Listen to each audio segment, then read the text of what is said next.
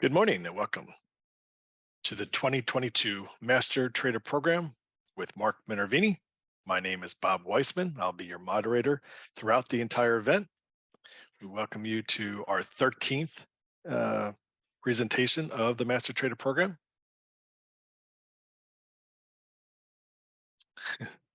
Hold on one second for me, guys.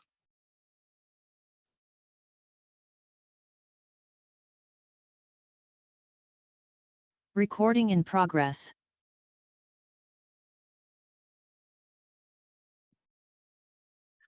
Okay, good morning and good afternoon or good evening. Welcome to the 2022 Master Trader Program with Mark Minervini. My name is Bob Weissman. I'll be your moderator throughout the entire event. Also, want to just take a few moments here to go over some of the details and information and rules of the event for the next 5 days. You will be using the same ID link and password to get into any of the events. That includes the morning sessions here in New York, as well as the evening replay sessions. Do wish to welcome you from individuals that we have from roughly 70 countries around the world, every time zone represented. So we welcome you and your efforts and your commitment to learn how to become a great trader. And also, this being our 13th year, this is something that we're so excited about. Every weekend of this year, or these 2 weekends in this case, are my personal favorite weekends of the year. I do want to repeat that we do have every day a 9 a.m. New York time, Eastern Standard Time presentation start time. And then we do have a replay of the morning session again at 6 p.m. Eastern Standard Time each evening. So that's for the Saturday and Sunday curriculum days. On the live trading day, day 5, there will only be the one presentation time. Of course, I'll be going over these types of details throughout the event. All 4 days, but the live trading day is a one-time presentation. If you do have any connectivity issues, sound issues, or problems, we've used Zoom for a few years now. I can tell you it is incredibly rare to have something like that happen, but the easiest thing to do is just to log off, log back on. We also send an email to you suggesting to have a backup plan in case you have any internet connection problems, whether it's a cell phone or iPad or another location, friend's house, university, Starbucks. All those are other places that you generally can have as a backup plan. Also, just to share with you, we did send the final itinerary to you this week as well. It is about 5 hours for each of the sessions. And that is to say from 9 a.m. here to roughly 2 o'clock. Of course, different material, different days will tweak that number a bit. With that, also tomorrow will be a Q&A session, as you saw in your itinerary. With regards to questions, I will tell you, having done this 12 previous years, we know what most of your questions are, and you're going to get the answers to most of your questions during Mark's presentation. So I will share with you, much of it will be covered. However, of course, we know everybody does have their own questions. The best thing to do would be to have a couple things, them pre-written down perhaps on a Word document. So then you will be cutting and pasting that right into the chat box. That's how we'll be receiving the questions from you. Also, as we go through the entire presentation, it's obviously normal for you to have questions on a particular section or page. We will be able to go back to any page you want. So I do highly recommend you record the page number of where you have the question, as well as, of course, what your question is. But do realize Mark will be able to go back to any page you want, and that's not a problem. The chat box for here is only for kind of questions related to connectivity or issues or some things of that nature. Not a place for you to be asking questions during the presentation. Mark is not going to be answering questions while he's presenting. That's going to be for the dedicated question and answer sessions. Again, one is scheduled for tomorrow. A second one is scheduled for next Saturday. And then a final one will be during the live trading day. So you'll have plenty of time to ask questions and get answers to them. One quick thing with the room presentation settings, there is in your upper right corner of your screen, your presentation screen, there is a view icon, and I think the fit to 100% just gives you the biggest presentation. Of course, you have your workbook right in front of you, but that will give you the biggest presentation viewing area. You can play around with those settings on your own. Obviously, also just wish to thank you for your commitment to learn, but this is information that you paid for. So we do, of course, respect and expect you to be respecting the confidentiality of this information. It is for your eyes only. One of the other things I do see everybody doing an excellent job on is a requirement to have your full name on your registration when you do log in. There is, well, Calvert. I don't have your last name, but everybody else I do see is looking really good. From time to time, I'll let you know if there is anybody who does need to provide me your full name. It is a condition and requirement of your attendance. This, again, no recording of any kind is any recording, any video recording or audio recording is strictly prohibited, and something that will be a violation of our terms and conditions with that. Now, we also do, though, encourage you and appreciate you sharing your experience, not any of the content, not any of the pages of the workbook, but we do certainly encourage you to share your experience on social media. You are essentially going through a boot camp here. You're going to be spending 30 hours with Mark Minervini learning, and to survive that is really the feeling of a boot camp. There's plenty of people who are here as alumni. Every year, about 20% are alumni that come back, so you certainly know what I'm talking about. We will at times also send some poll questions out, so just be prepared for that. We'll, of course, make those announcements. And any questions when you do ask questions, I should say, Mark always does best with real questions, real situations, being specific about the content and the page number, not hypotheticals and general questions. That's not ever going to be a question that Mark's going to be able to answer easily, if at all, because every situation is very specific and unique. So I will just also give you that heads up. So if you're talking about a particular stock, obviously the ticker symbol, the specific date, things of that nature that you're trying to reference is a helpful hint for you. I know about 50% of the attendees here are current private access members. And so we thank you for your business as well as your patronage, of course, and are excited to have you here. I do see a couple questions on the chat box asking about the private access service. So this is not a forum for us to be selling or promoting. If you do have any questions about that, you can certainly reach me privately or separately off hours, if you will, but that's not the purpose of this. This purpose is for you to be learning from Mark Minervini everything about his trading strategy. Market Smith also with Scott St. Clair will be representing Marcus Smith coming on the live trading day next Monday, November 21st, who will be doing a presentation on the Marcus Smith product by Investors Business Daily. They are our exclusive 2022 Master Trader Program official sponsor. And this event is also, this will be a chance for you to ask him questions as well. And this is the software that Mark uses himself. And of course, this is being brought to you today by Minervini Private Access. With that said, if you're ready to get started, we're right on time. And so let's get rolling with the 2022 Master Trader Program.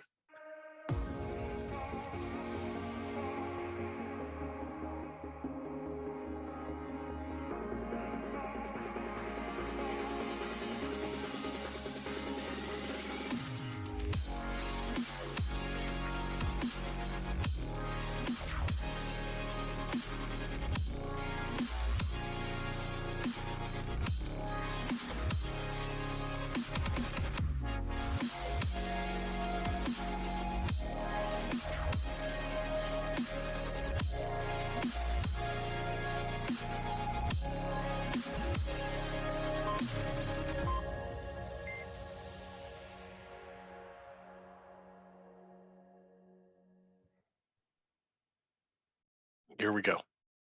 Okay, hello everyone. Welcome to the 2022 Master Trader Program.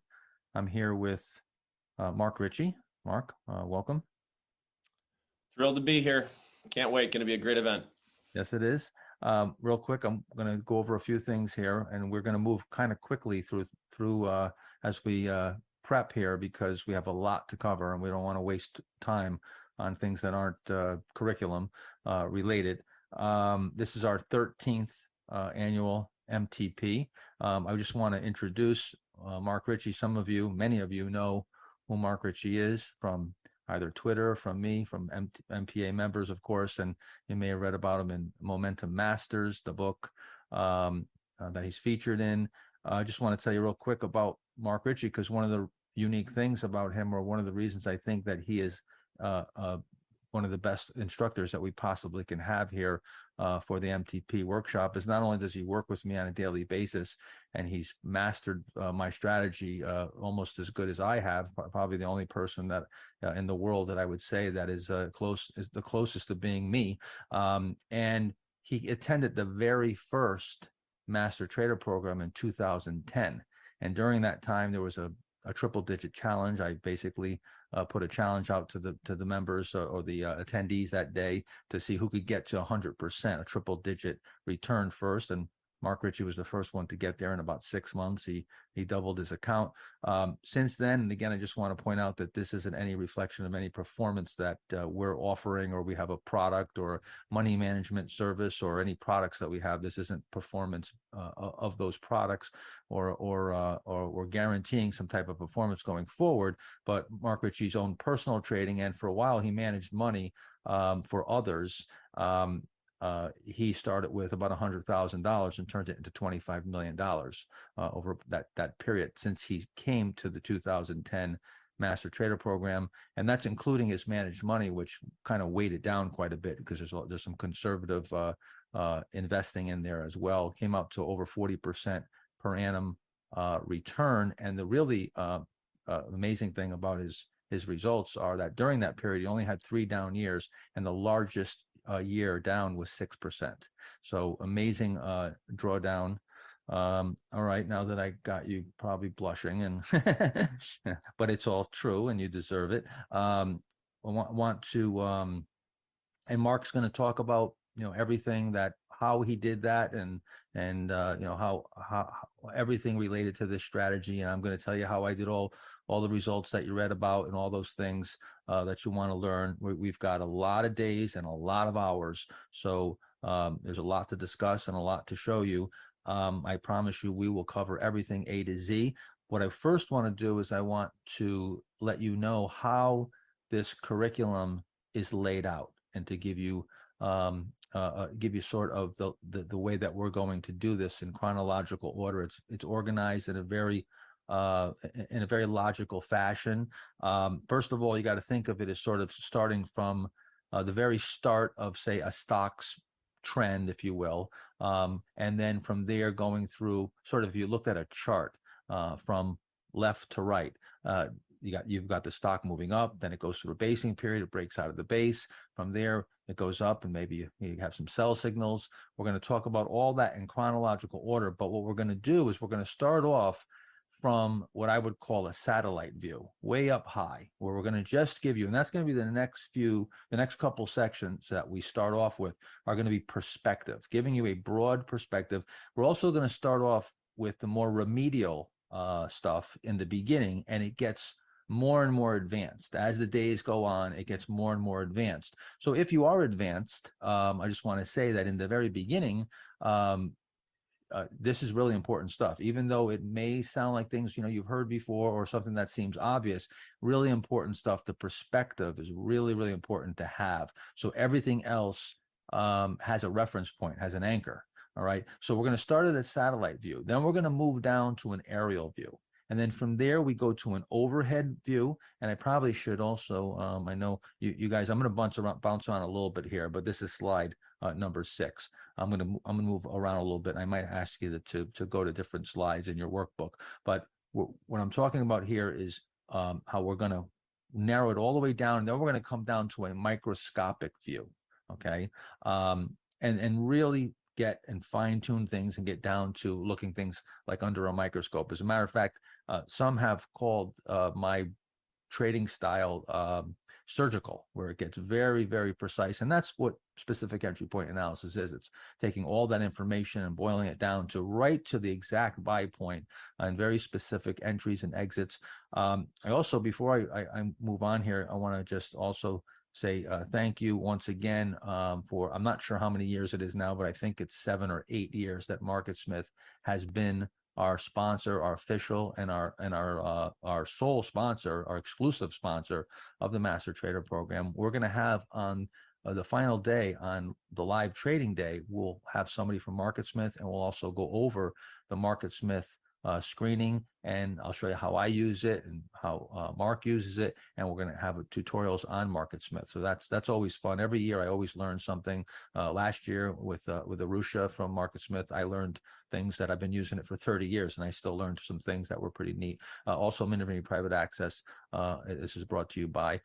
So now, a few other things. We're going to go over a lot of charting, and that's the fun stuff. We're going to talk about a lot of things with fundamentals, and again, A to Z risk management is going to be a very, very voluminous section that, again, as we get to the later days and hours, it's going to get more and more complex. Some have said that this is like drinking from a fire hose, which I would agree. There's going to be a ton of information. So what you need to do is take a lot of notes. And that's why you have the workbook. Make those notes in your workbook as you're going along, so they relate to the charts and the things that we're talking about, and you can go back and you can refer to them. That's why you have those workbooks. Mark, you've attended the Master Trader Program for a decade, and you came to the very first one, and you've obviously made great use of the information. Any tips of how to approach this, or I'm coming from a different perspective as the presenter, not the attendee. So I'm just curious if you have any other tips than taking notes in the workbooks and things like that.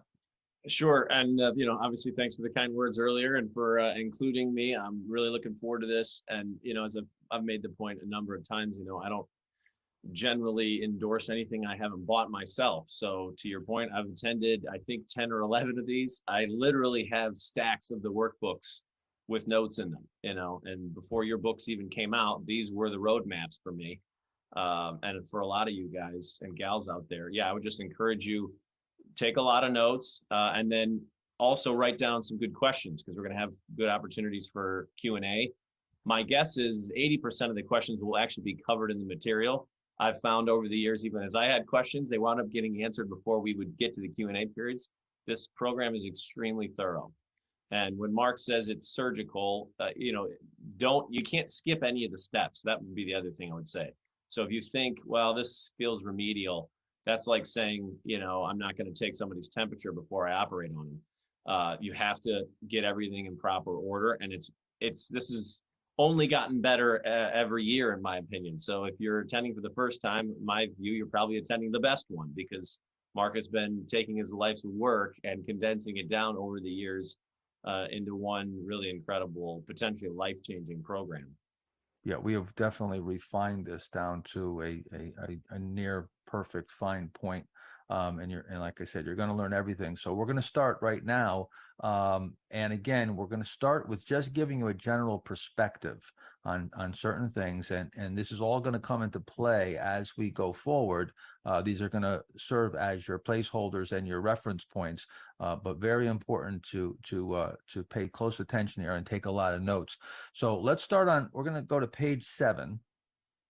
And I just want to give you just a brief explanation of what my approach to the market is and my strategy, which I call specific entry point analysis. And the reason why is because everything boils down to a very, very specific set of criteria that everything leads up to and culminates to that buy point, that very, very precise buy point that it's been called, surgical, like I said. So the goal of specific entry point analysis, the goal of myself and Mark each day that we trade, is the very first goal is to take minimal risk. That's done with our stop losses, our position sizing, and our timing.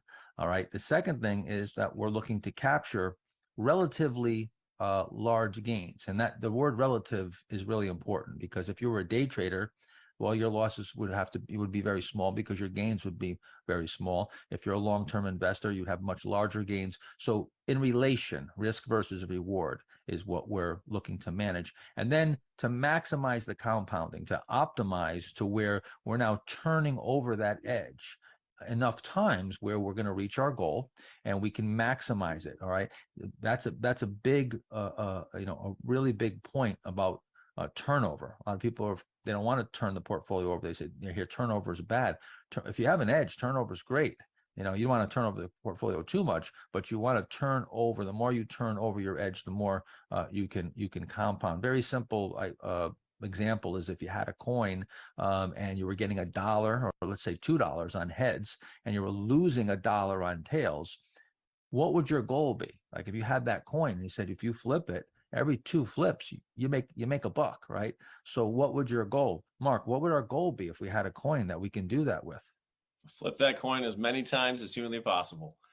Right. The more times we flip that coin, the more money we make, right? Because each time. So compounding and turning the money over is very important. So we're going to go through the selection process. We're going to go through trade execution, and we're going to go through position management with risk management. And then we're also going to talk about post analysis and looking at your results and some very unique ways that we slice and dice the math and the numbers. So there's 5 key areas that we're going to cover in this next 4 days of curriculum and a day of live trading. And we also have Q&A sessions that we're going to have in between, which we'll announce shortly. And so the first area is categories and catalyst. Okay. And the importance of that is that we need to know what type of situation we're dealing with, because a biotech is going to be treated differently than a turnaround situation. A typical growth stock is going to be treated differently than a cyclical. So there's certain what I call relative prioritizing. There's certain things that are important for some industries and they're not for others. So we're gonna go over that. Price and volume is going to be a big part of what we discuss. That's of course technical analysis. We're going to talk about company fundamentals, and then all this is going to culminate to entry and exit points. That's your timing of your buys and your sells with, of course, risk management. Now, company categories. There's basically, I boil down the types of companies into 6 areas. One is the market leader, which is that's the type of stock that we're most interested in. The second is what I call the top competitor. The third is the institutional favorite. And the fourth is the turnaround situation. These 4 encompass about 90% of all the trades that I make, and even Mark, that we make are going to be in these areas. And then there's cyclicals and there's everything else that are laggards and so forth. And you can get into situations where you have shorting opportunities, eroding. We can put a 7th and call them eroding, and those would be shorting opportunities. But the thing we want to talk about is these 4. And it's important that you have a reference point as to each one of them and sort of how to apply your analysis. So the first one, the market leader, some of the things that are important to understand is that right now we're in a tough market. We're in a bear market. So we would be looking for market leaders right now. We're looking for the first stocks to emerge, the ones that are hitting new highs first. These stocks are usually going to look expensive. And that's why a lot of people miss them or don't buy them and avoid them, because they have high PEs. They're trading near their 52-week highs. Sometimes when the market's trading near their lows. They're going to lead in RS, relative strength. They're going to lead in earnings per share. They're going to lead in sales and margins. These are the things that you want to see. You want to see them leading in. And many of them, up until, this last decade has been a decade of mega caps, which I think now are finally broken, and that the secular bull market in the mega caps, like the FANG stocks, is probably over, and we need to look for a shift. But historically, going back through my career and going back historically, if you were to look at history, the small and mid cap areas where you find a lot of the big leaders, a lot of the market leaders come from those smaller and mid cap, and that's where I'm always looking. If all things equal, I want the smaller and the mid caps. Now, a top competitor and is going to be your number 2, your number 3, maybe even your number 4 company in an industry. And And a couple of things that are important about that, and I always do this little exercise. I'll usually shout out when we do this live. I'll say, "Give me colas." What's the first name that comes to your mind, Mark? What would be the first name? Coca-Cola, Coca-Cola. Okay. How about the second? Pepsi, Pepsi. All right. What's the third? RC. I don't know. RC Cola. Okay. How about fourth? Yeah, boy. It gets a little harder, right? Yeah, I mean, I could come up with some, but after that, the list starts to drop off. Right. So this is what in marketing, they call, I forget if it's the law of duality or they call it the first mover advantage. But basically, you're in an industry, it usually boils down to 1, 2, 3, sometimes 4 names that dominate an industry ultimately. Even if you go back, you go back to the early 1900s, there was 300 car makers. It ultimately boiled down to the big 3. You go back to the 1990s, there was tons and tons of internet companies and online and search engines and all these things. And it basically boiled down to Google's the big search engine, and Yahoo at one time was a market leader. And all of a sudden, this competitor came, this top competitor, Google came, and Yahoo made some missteps, and they tried to be a little more than search, and Google went after search, and they ended up leapfrogging. And so what can happen is the number 2 or the number 3 could leapfrog the number 1. And that's why you always want to pay attention to the top few stocks in the group. That's why in MarketSmith, Bill O'Neill designed it to where when you look at the chart, you can click and you can see the top 5 relative strength stocks. That's to look at those top leaders in the group.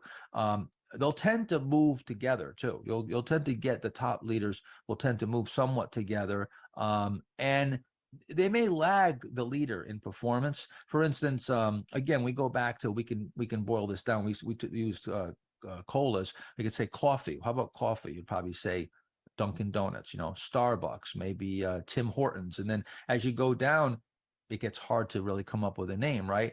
So home improvement. Going to be Home Depot, Lowe's, and then it starts going off of a cliff, as far as what is in your mind's eye or who's dominating the industry. So you go back to Lowe's and Home Depot. For when Home Depot first came out, they were the leader, clearly they're the leader, and then Lowe's was sort of riding in there like a NASCAR car riding in their draft, just waiting to take over. And then when Home Depot had a few missteps, they started having a lot of builders come in there, and it became sort of the less retail, and the stores started getting messy and they were dark. Lowe's had the bright stores.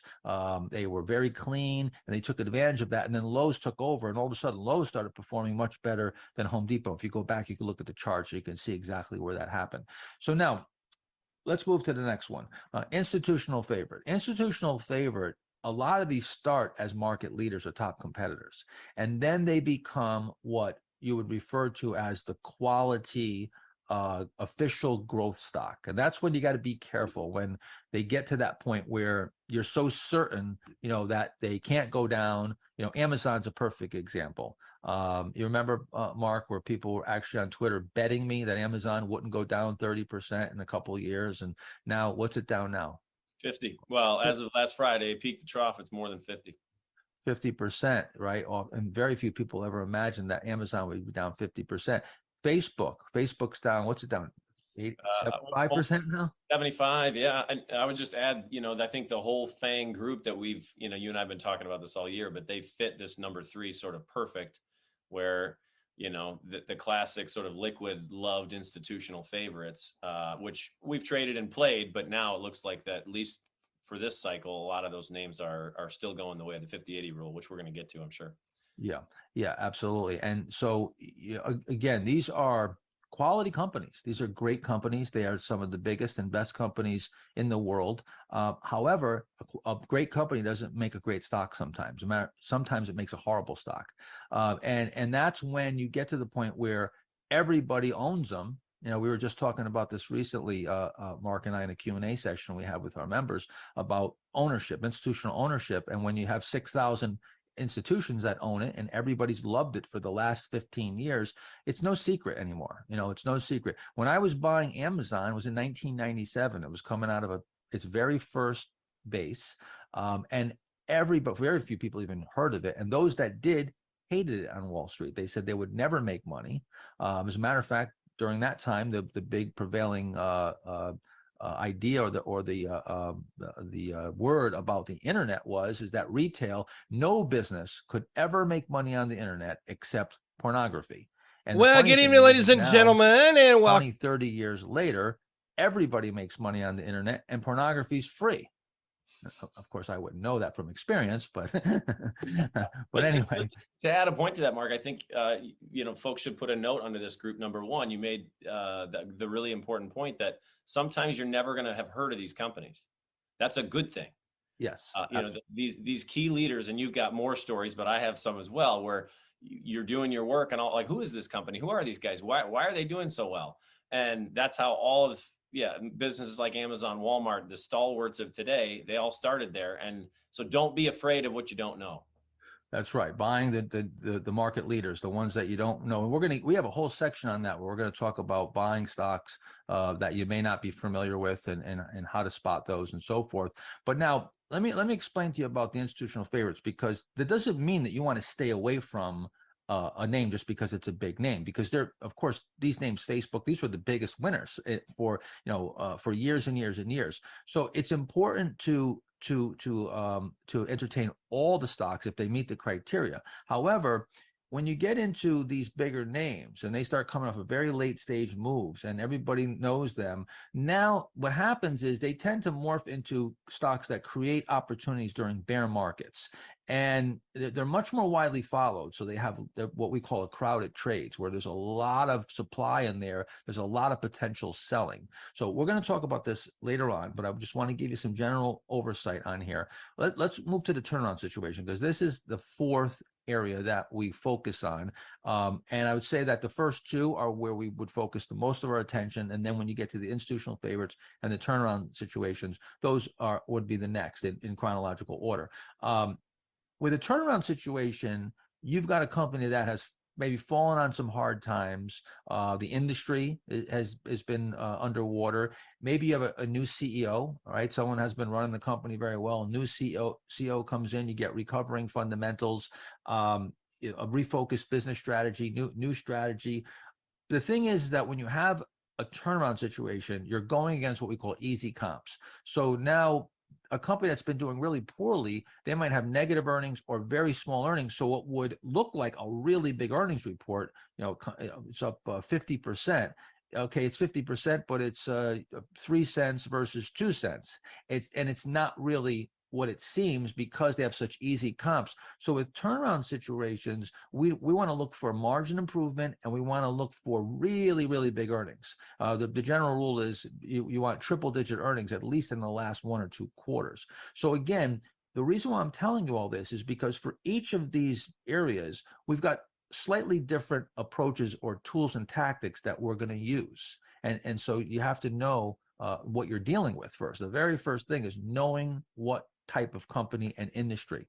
Okay, so we're going to take a look at a few. So let's take a look at an example of a market leader.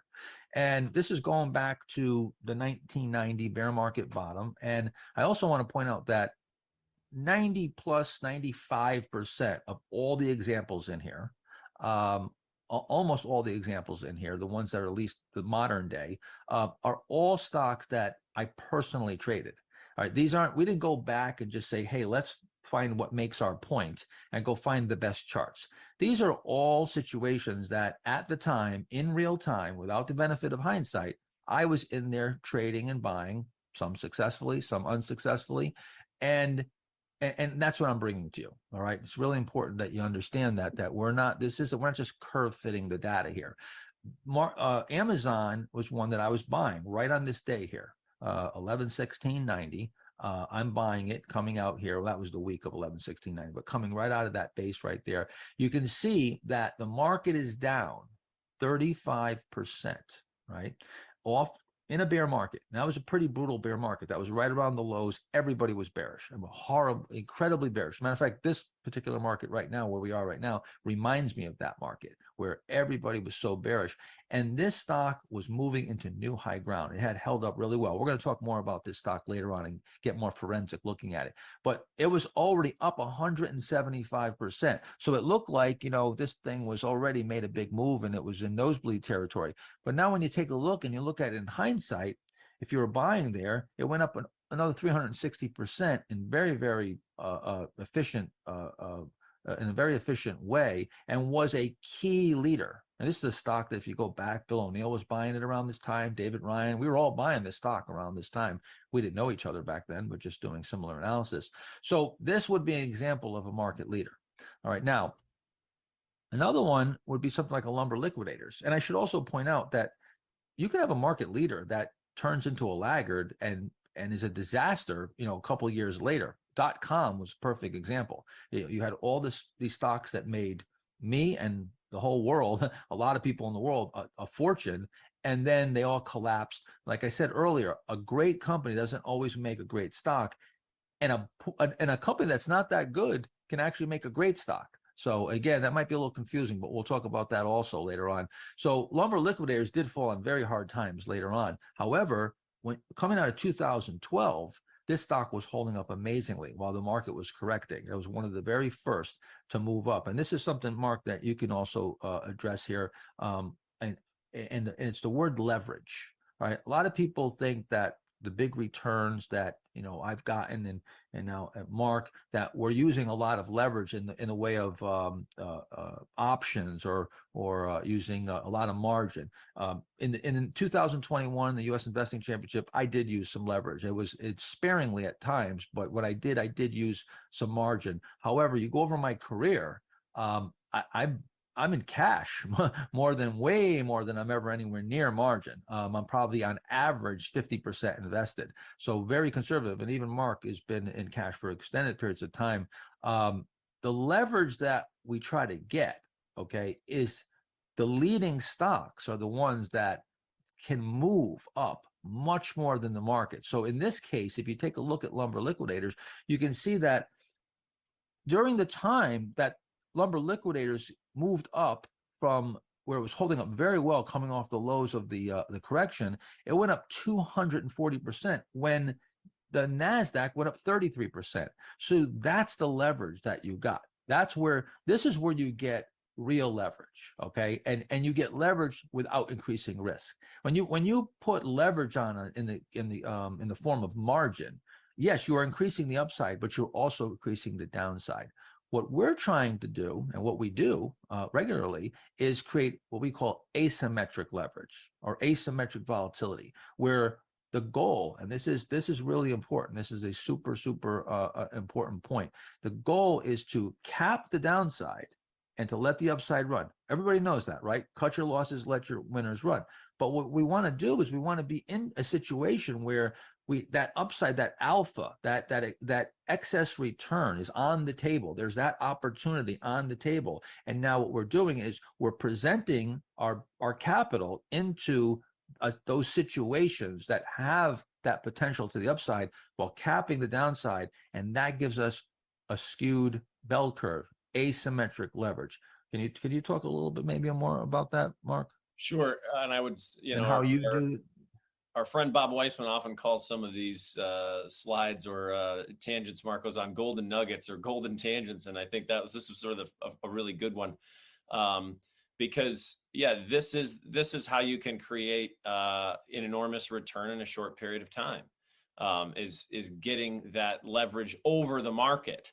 And not, to Mark's point, it doesn't mean you have to go 3 times long in your account and take outsized risk. That's the beauty of this strategy, is it puts you in a position to make an enormous return in a short period of time. Again, if your timing is good and if you're in the right areas. Yes, and one of the things we stay in cash for extended periods of time sometime, and one of the things that allows that is that when times are good and the NASDAQ goes up 33%, we're generally experiencing much bigger returns. We're getting that leverage, and that's the key. And then that gives you the luxury of sitting out through all the noise and the bear markets, and you can make all that up. So the lost time, people worry about being out of the market. You know, we've heard people say there's risk if you're not in the market. You know, you're missing the opportunity. That's absurd. There's only risk when you're in the market. When you're out of the market, there is no risk. Yes, you could miss opportunity, but you're at risk. So we want to be in the market the least amount of time, be in the best stocks, make the biggest gain in the shortest period of time, and that gives us the opportunity to compound. Let me show you another example that's more recent, and that's DocuSign. If you were watching carefully here when everybody was terrified and we were in the COVID decline and it looked like the end of the world, the Dow was off 9,000 plus points. And when we first came off the lows, you know, very few people believed that we were bottoming. Mark and I included. We were extremely concerned and nervous when we came up this first rally up. But at the time, you know, Mark gave me a call and he said, "Hey, there's a bunch of stocks that are, you know, looking pretty good here, breaking out of bases, but it looks like the end of the world. What do we do? Do we ignore them?" I said, "What did I say, Mark?" Buy them. He said, Buy trust. 'em. He said, we're going to buy them, but we trust the stocks, which is the same thing he taught me at the very first Master Trader program. That was one of my first questions is, how do you know when, you know, the market's, you know, healthy and that type, and, you know, let the stocks be your guide, was what Mark has and continues to always teach and tell people. Now, not every situation that holds up in a bear market or it's hitting new highs is going to turn out to be a big winner. But again, this is all about exposing yourself to the potential of big gains. It's like playing aces, right? You're playing aces or kings in a poker game. It doesn't mean you're going to win with aces. But if you play aces 100 times, 1,000 times, 10,000 times, I assure you the bell curve is going to be skewed to the right, and it's going to be a winning hand over time. So this is how you expose yourself to aces and kings and the premium hands, is you're looking for the leaders. Now, in the instance of DocuSign, you can see just coming off, and we're going to talk about some of these in more depth and really get in and analyze them more forensically. Just giving you that perspective. We're still in total perspective mode right now. You can see you got that leverage. You see, again, like the previous example, NASDAQ went up 36% here. DocuSign went up 120 during the same period. So you got that leverage, and very efficiently too. You can see how that trend, that DocuSign trend, has very little downside. There wasn't much volatility. So we were able to do it with very little risk. So now let's move on to the top competitor, because again, we're just touching each of these right now, just to give you an example. So we're going to go back and take a look at Netflix, because this was one that I saw right in my very backyard unfolding. And as obvious as it was not obvious to many. And it wasn't even obvious to me. It was obvious what was taking place, but I didn't really understand how it was going to unfold, exactly where it was going, and the opportunity that was arising. I didn't see that opportunity till way later, which I'll show you in just a second. But if you look back and you look in hindsight as to the way when Netflix came on the scene, and Blockbuster, if you remember back with Blockbuster, of course, you had tapes. You had to go and you bring them back. They would rewind them. If you didn't rewind them, you got a rewinding charge. That was, you know, what we had back then. We bring the VCR tape home and watch it, then bring it back. Then Netflix came out, and actually, when they first came out, I don't know if you remember this, Mark, because you're definitely younger than me. But I believe it was, you had the DVDs. And in the mail, yeah. In the mail, yeah. Or you mail them back, or you got them in the mail. So they started off with a better mousetrap. It was a little bit better mousetrap, but it wasn't as good as it got later when it became streaming, which of course was dependent on bandwidth, and that created opportunities for other companies and so forth. So here's the interesting thing about this, though. And look at the intelligence in the market. Okay. And this is why you always want to be looking at the top competitors in an industry. Netflix IPOs almost to the day that Blockbuster tops. There's the new technology coming in, and the competitor, a real competitor for Blockbuster, to the point where it literally vaporized Blockbuster, single-handedly took Blockbuster out and created a new, virtually a new category, you know, streaming video. But it took some time. In the very beginning, you can see the stock, the IPO did well, and Blockbuster topped, but until it really took off and Netflix and that technology really got legs and the stock price took off, it was 8 years or so. And I was actually buying it. I'm going to show you this later on exactly where I was buying. I was buying in 2009, 2010, way over to the right here, just before it started blasting off here. But notice how the stock waited. And then finally, when Blockbuster was vaporized, and they were in bankruptcy, they were right around here. They went to bankruptcy. Then, boom, the new guy in town was free to take over the industry. This same thing happened with Michael Kors and Coach. When Coach sort of had this lock on the, I guess you would call it the middle priced handbag market for women mainly, where there was these $300, $400, $500, $600 handbags. There wasn't much else in that space where you got this really nice handbag. Of course, my wife would be the authority on this one, and I usually defer to her on these kind of things. But that the Coach bag was a really nice, high quality bag. It was along the lines of more of a Louis Vuitton type bag, but the price point was lower, and it was a real niche. And they were really dominating that market for a while, and there was really no really formidable competition. Then Michael Kors came along, and that was where formidable competition came in. And again, just like Blockbuster and Netflix, take a look at Michael Kors goes public here on the top. They changed their name here, by the way, in their symbol. It's CPRI now. It used to be KORS. Almost to the day, again, very close, within weeks of Kors topping. Coach topping. Kors comes public, and look at the difference in the performance going forward over that time frame of going from 2012-ish to 2014. There's the leverage up 329%, while Coach in the same industry, they're basically doing the exact same thing. They're direct competitors. Top two. These are top two companies in that particular space and at that price point. Down 56%. Total disaster for Coach, and Kors takes off and becomes the market leader. Again, top competitor comes on the scene. Got to always watch that. And sometimes they move in lockstep. You can get a number of competitors, 2 or 3 of them, and the whole industry does well, and it lifts all boats.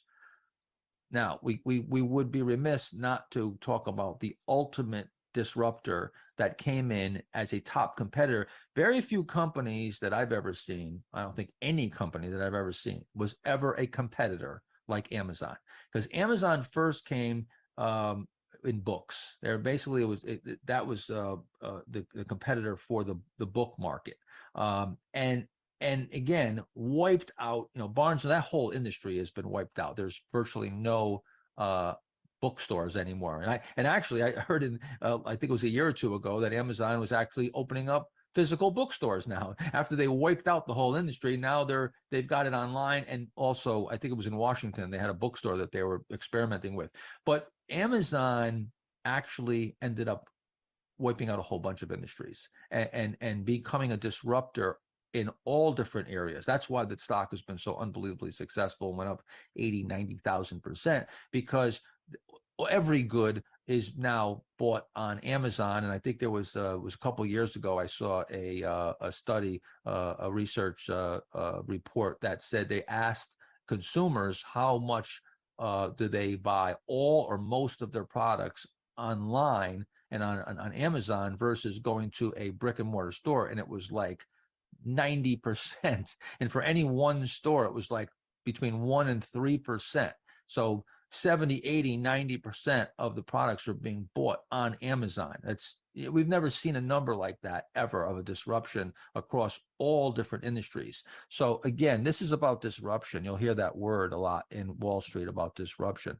Let's move on, because again, we're just giving you just perspective here. We haven't gotten into any meat and potatoes here, no specifics.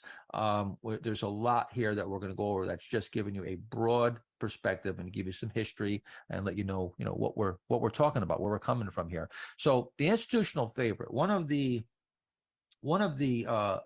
biggest movers that I've experienced, and one of the most successful companies of all time, is Cisco Systems. And if you don't know, Cisco Systems are one of the first to be in the area of routers. And in 1990, I actually bought the stock right off the IPO off the first base. I think I traded it for 5 points and then it went up 70,000%. So I did not participate in this big move here, although I did trade it a few times. But this was a key leader that for a multi-year, a decade of leadership that led the 1990s bull market, similar to an Amazon of what it did more recently. And then it became that institutional favorite that everybody had to own this thing. Every hedge fund, every mutual fund had this in their portfolio. And now all you had was supply. You had tons of supply. And then the stock broke down and now it underperformed for decades. To this day, I don't think Cisco is even back at break even yet if you bought it near the highs. And you'll see this. Another one back then was Qualcomm. Qualcomm made this meteoric rise and then took 21 years to get back to break even. And that's why you can look at some of these names now like like Meta, Facebook, and some of these stocks that have had huge declines. And I think you're probably going to see something similar to what you saw in the past here with these previous leaders, where you've got these big breaks now. And while they'll go up, I mean, at some point, they'll probably, if the company stays solvent, they'll go up, but you're going to underperform now. And it's going to take a long time before you get back to those levels.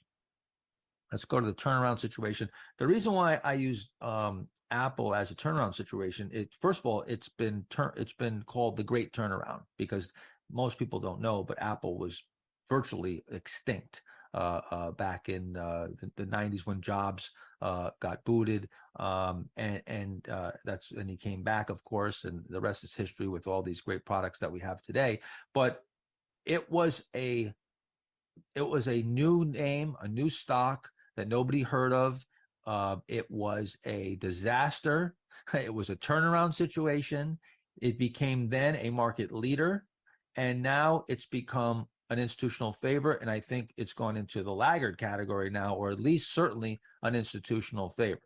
So this stock has kind of gone through all the categories as a really great market leader will. Start off as a market leader and eventually get over-owned and become a stalwart and become a quality company. And that's what most would refer to Apple now, is a quality company. One thing you can notice, though, is that of course, the iPod and the iTunes were the very first products that were released.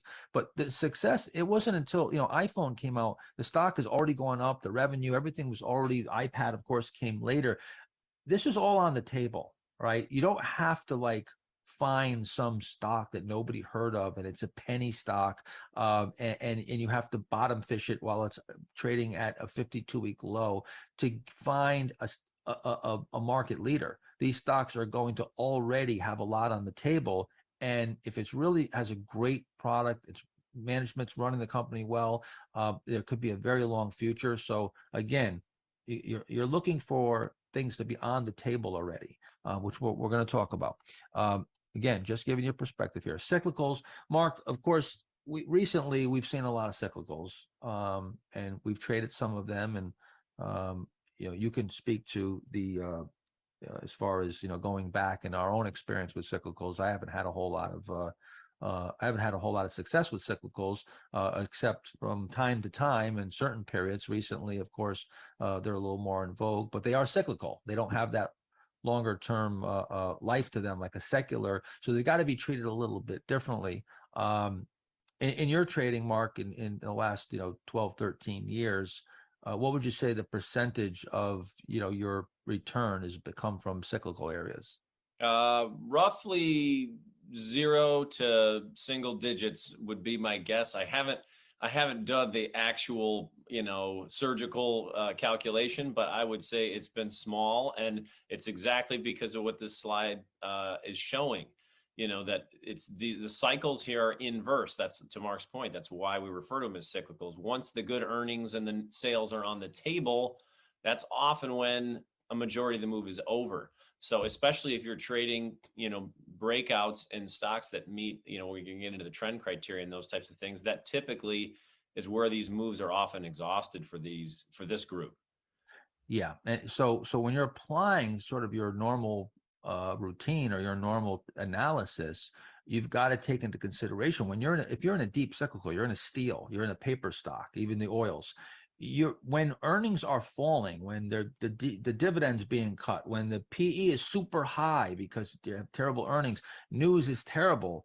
These stocks, as long as the technicals are acting well, that's when you want to be buying these stocks. And when everything's going great and the earnings are huge and the dividends being raised and the PE now comes down because the earnings come in, and all the news is good, that's when you have to be thinking about selling them, because again, these are cyclical. They don't have that secular move where they can sustain this for years and years to come, like an Amazon. So again, it has to be treated differently. I'm going to just show you something I call the commodity play, and just give you an example of something that I did have success with. Although, like I said, I don't have success that often with cyclicals that I've in my own experience in 40 years. But I did have one time where the copper prices were soaring. And so I noticed that a company called Encore Wire, which some of you might have heard of, stock was looking really good. It was in a powerful uptrend. It was in a base. It was starting to come out of a base. And I checked into it, and they had a huge stockpile of copper that they had bought prior to this big rise in copper prices. So what that meant is that they could pass the price increases onto their customers, but they have fixed costs, right? They're not paying more for the copper, and that ballooned their profit margins. And as that started to happen, I bought the stock, and the stock took off and doubled in a short period of time. So these are the type of things that you can find, from time to time. And of course, now with inflation and wars, the threat of wars, we've got commodities, some like oil. Of course, some of them have topped. We saw lumber prices and things like that. So they're more volatile. And again, the reason why I'm showing all this is to show you that we want to go in the areas that are more consistent. And I'm going to tell you the best case scenarios and the worst case scenarios are your growth areas where you have accelerating revenues, EPS. You have got very explosive market position. You have sustainable trends, things that are non-cyclical, that are scalable. And the worst are the ones that are more cyclical. They're very capital intensive, like an airline, like things that take a lot of capital. They have limited pricing power. There's a lot of competition that limits your pricing power. Like Amazon, who was a competitor for Amazon? Nobody, virtually nobody. That's why they had this monopoly. You'll go back and see a lot of these companies have a virtual monopoly in their best years. Heavily regulated industries, the margins are under pressure. Their position in the industry is eroding, competition coming in. Those are your contrasting, what you want to see and what you don't want to see. But here's the real reason behind it. And I'm just going to go down to the bottom here. And Mark, we've talked about this a lot.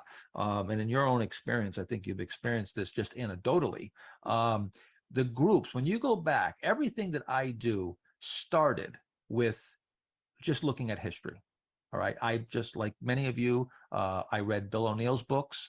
I went back and read what the books that Bill O'Neill read, William Giller and Richard Love, Super Performance Stocks.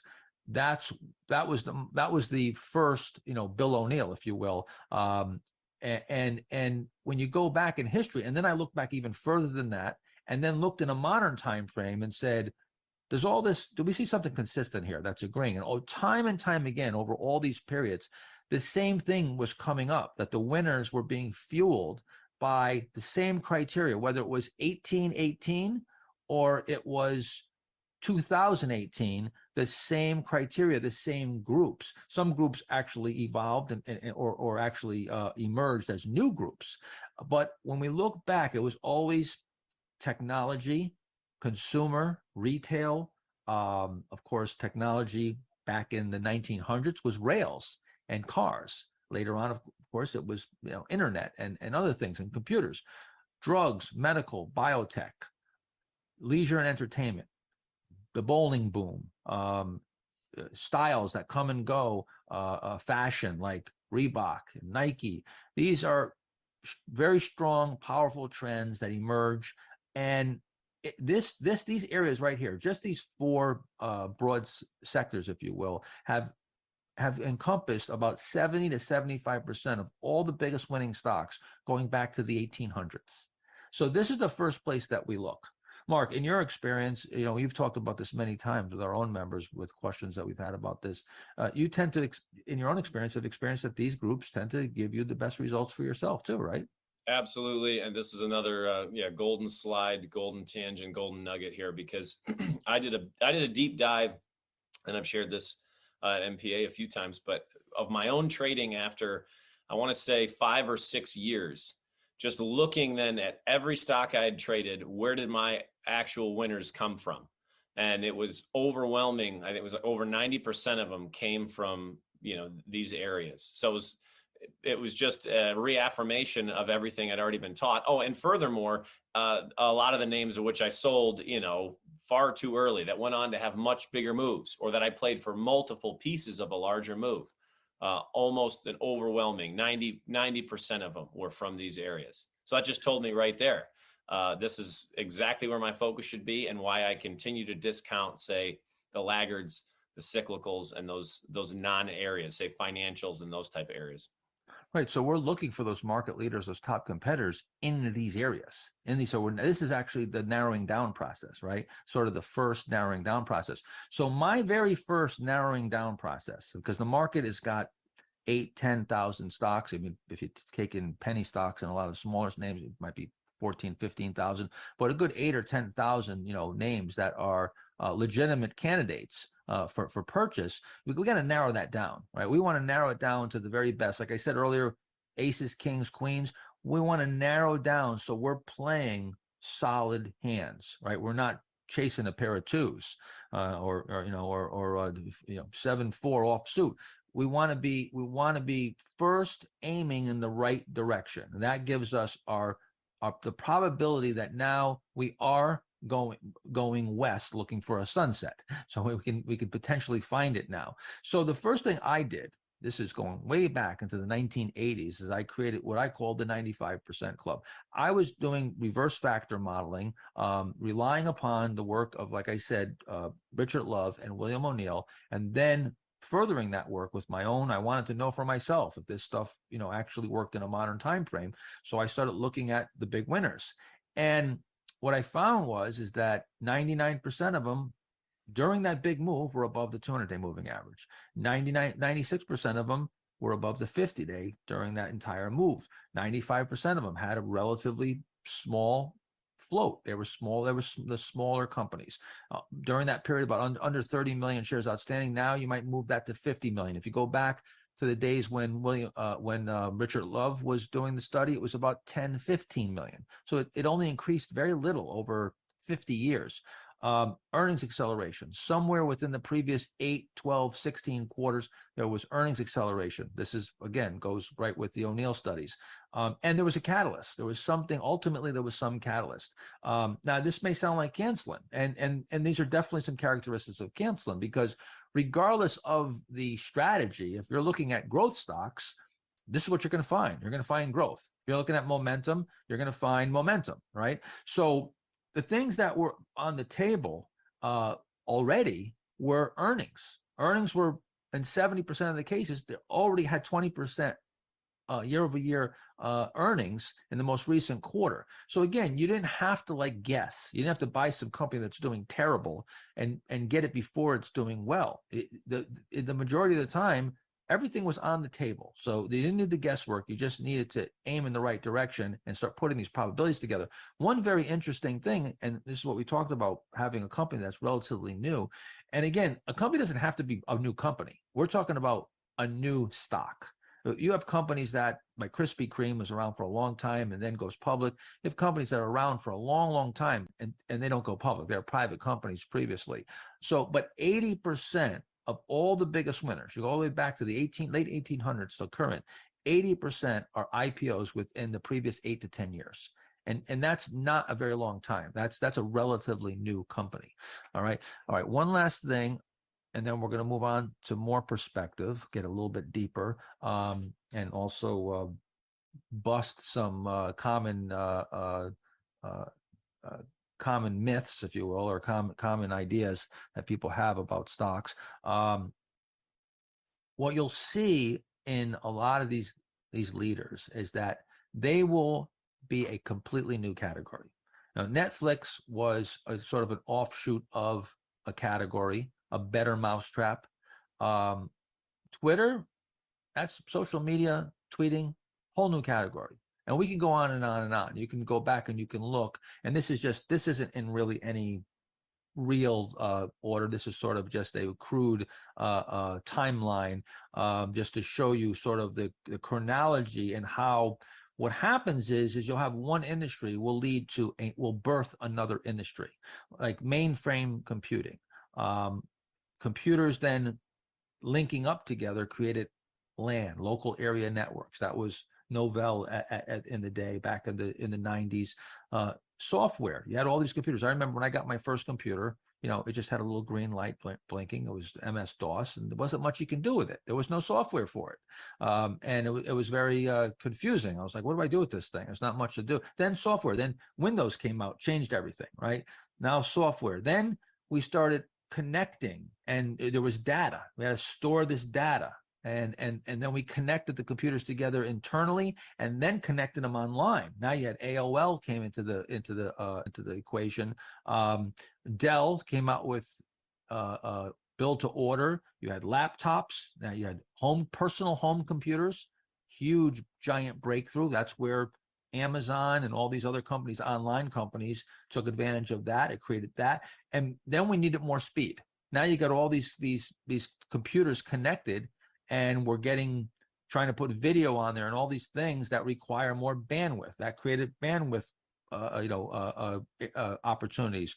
Broadcom, then internet search. These are all birthed from the computer, right? The mainframe, starting with when a computer that I'm using right now, I'm on a laptop right now doing this, probably has more power than a computer that took up a football field in 1950. Or a mainframe, an IBM mainframe. Now security, you've got all these computers now, and now you've got to protect them. Cloud computing, we moved it off the computer. Now you were storing it on the computer. Now we moved it off the computer. Social media. I mean, it goes on and on and on. Now we're in artificial intelligence, blockchain. It just goes on and on and on. These are all disruptors, disrupting technologies, breakthrough technologies, brand new industries, and spin-off industries from other areas that now create what some call the cousin effect. And they're usually superior mousetraps, superior solutions. So like I said, mainframe, desktop, laptop, tablet, smartphone, Apple Watch, it just got smaller and smaller and smaller, and faster and faster and faster, and better. And that's changed our lives, right? All right, so now you got a really good perspective here to start off. We're going to give you some more perspective in just a second. I'm just going to take we're going to take a quick break here, just for 5 minutes or so, I think. And then we'll come back, and we're going to continue with, we're going to actually come back and talk about valuation and super performance, some things that you've probably heard about that some people think are important, and we're going to dispel some of those myths and tell you the way that we look at valuation. We did look at categories so far, categorizing the companies, and so what category you're dealing with. And then later on, we're going to talk about how to deal with each of those categories and apply fundamental analysis to them. Again, just giving you a broad perspective. We'll be back in just a second, okay? All right. All right, guys, that was the first section, which is I should have mentioned to you before we started, which I will be doing throughout the event. That was categories, catalysts, and characteristics. We're going to take a 5-minute break here. We'll be coming back and picking up, as Mark mentioned, on valuation. Take a stretch, do some jumping jacks. I like to get the blood pumping in the morning and get your mindset in motion. We'll be back in a few minutes.